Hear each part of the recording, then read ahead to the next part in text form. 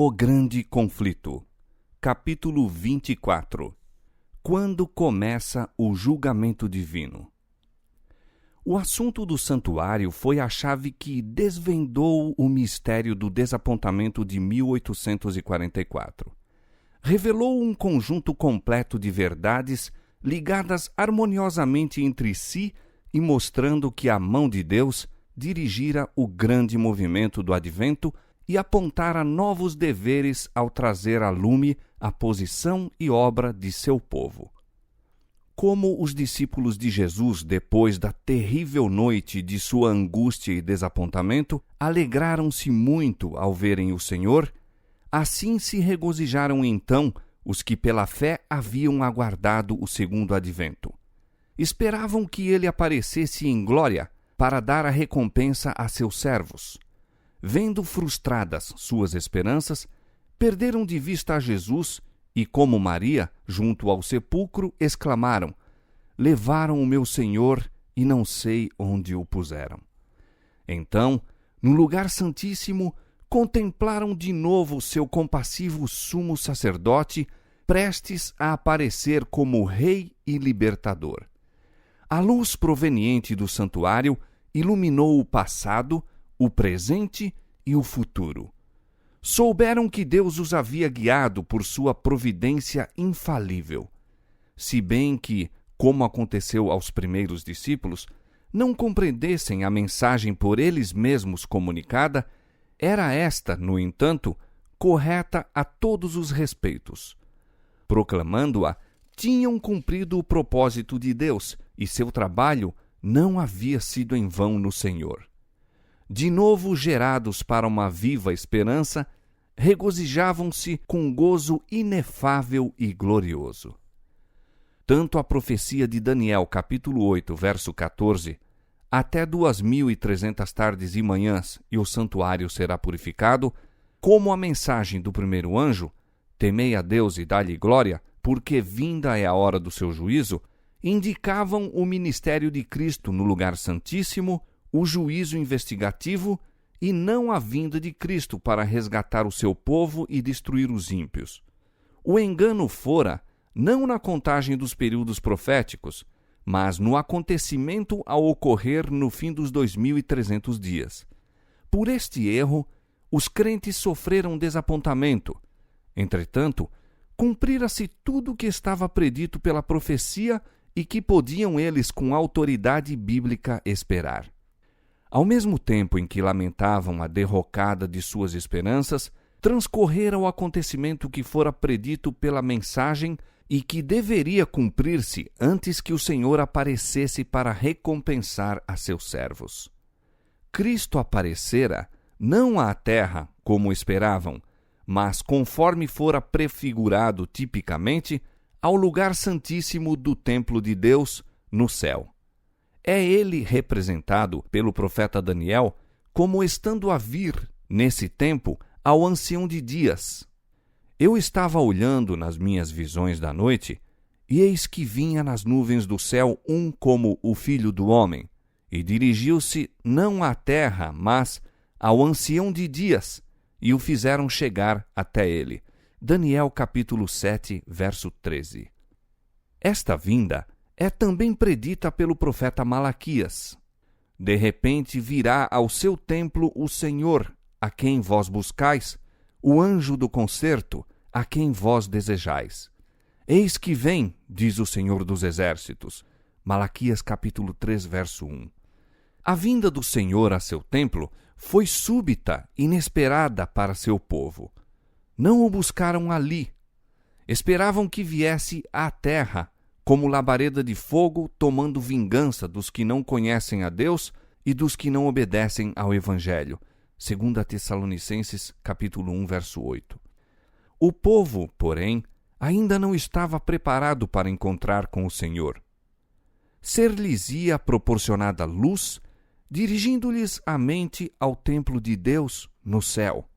E, ao seguirem eles, pela fé, ao sumo sacerdote, em seu ministério ali, novos deveres seriam revelados.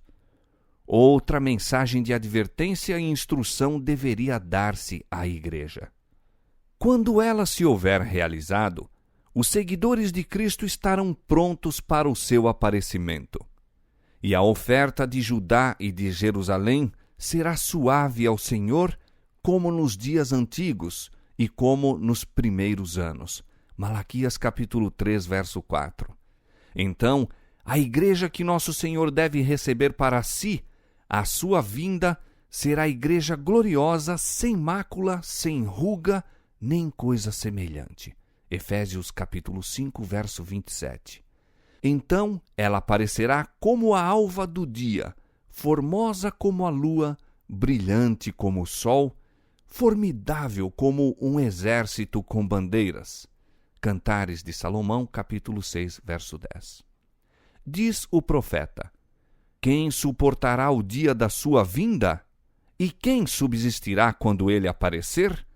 Porque ele será como o fogo do ourives e como o sabão dos lavandeiros.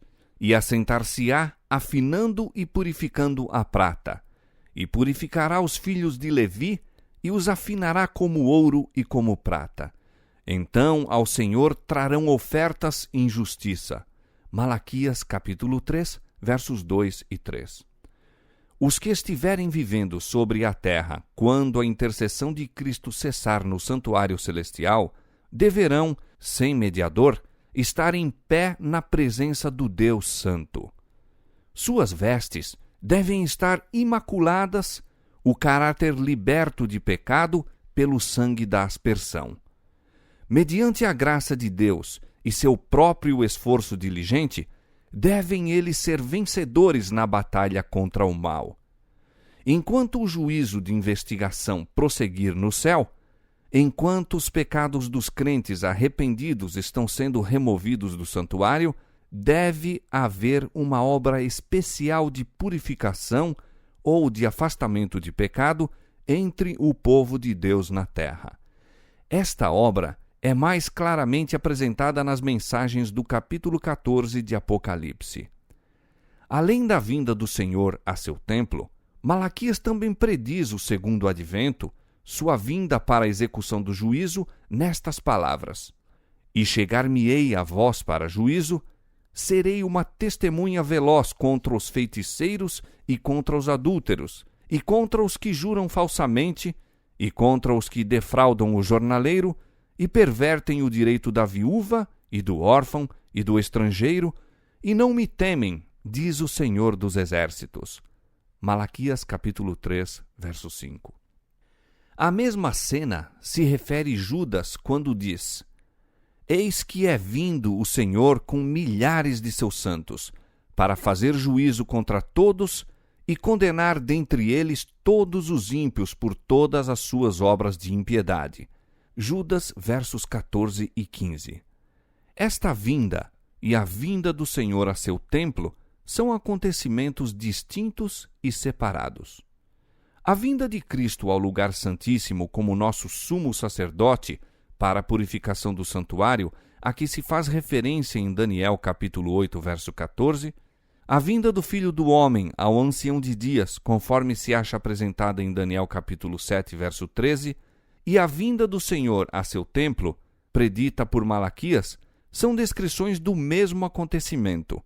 E isso é também apresentado pela vinda do esposo ao casamento, descrita por Cristo na parábola das 10 virgens de Mateus capítulo 25. A proclamação "Aí vem o esposo" foi feita no verão de 1844. Desenvolveram-se então as duas classes representadas pelas virgens prudentes e as loucas. Uma classe que aguardava com alegria o aparecimento do Senhor e que se estivera diligentemente preparando para o encontrar. Outra classe que, influenciada pelo medo e agindo por um impulso de momento, se satisfizera com a teoria da verdade, mas estava destituída da graça de Deus. Na parábola, quando o esposo veio, as que estavam preparadas entraram com ele para as bodas. A vinda do esposo, aqui referida, ocorre antes das bodas. O casamento representa a recepção do reino por parte de Cristo.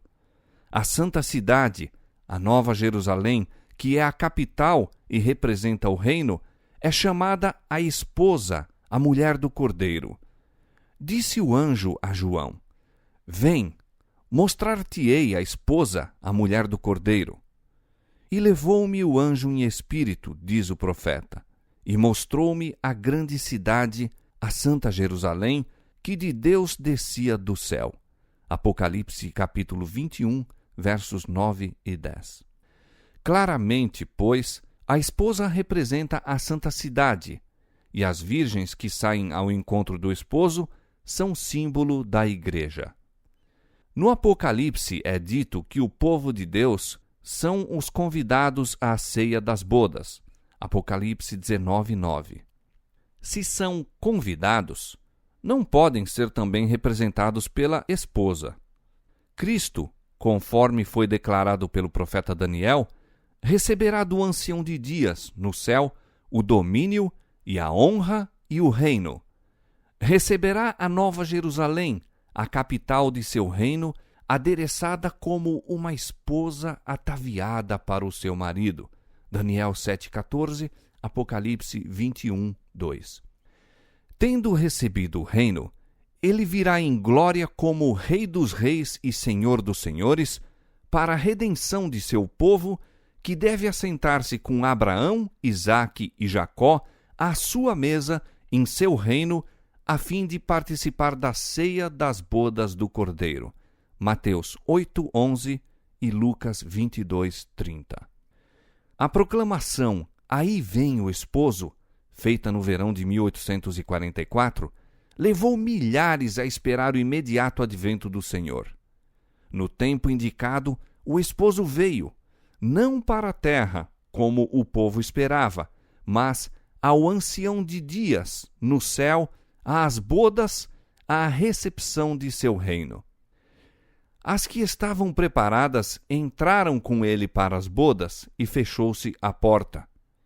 Elas não deveriam estar presentes em pessoa nas bodas, pois que estas ocorrem no céu, ao passo que elas estão na terra. Os seguidores de Cristo devem esperar o seu Senhor quando houver de voltar das bodas. Lucas 12:36. Mas devem compreender o trabalho de Cristo e segui-lo pela fé ao ir ele perante Deus. É neste sentido que se diz irem eles às bodas. Na parábola, as que tinham óleo em seus vasos com as lâmpadas foram as que entraram para as bodas. Os que, com conhecimento da verdade pelas Escrituras, tinham também o Espírito e graça de Deus, e que, na noite de sua amarga prova, esperavam pacientemente, examinando a Bíblia a fim de obterem mais clara luz, esses viram a verdade relativa ao santuário celestial e a mudança no ministério do Salvador e, pela fé, o acompanharam em sua obra naquele santuário. Todos os que, mediante o testemunho das Escrituras, aceitam as mesmas verdades, seguindo a Cristo pela fé, ao entrar ele à presença de Deus para efetuar a última obra de mediação e para, no final dela, receber o seu reino, todos esses são representados como estando a ir às bodas. A mesma figura do casamento é apresentada na parábola do capítulo 22 de Mateus, onde claramente se representa o juízo de investigação como ocorrendo antes das bodas. Previamente às bodas, vem o rei para ver os convidados a fim de verificar se todos têm trajes nupciais, vestes imaculadas do caráter lavado e embranquecido no sangue do Cordeiro. Mateus 22:11 e Apocalipse 7:14. O que é encontrado em falta é lançado fora, mas todos os que, sendo examinados, se verificar terem vestes nupciais, são aceitos por Deus e considerados dignos de participar de seu reino e assentar-se em seu trono. Esta obra de exame do caráter, para determinar quem está preparado para o reino de Deus, é a do juízo de investigação, obra final do santuário do céu. Quando a obra de investigação se encerrar, examinados e decididos os casos dos que em todos os séculos professaram ser seguidores de Cristo, então e somente então se encerrará o tempo da graça, fechando-se a porta para a misericórdia.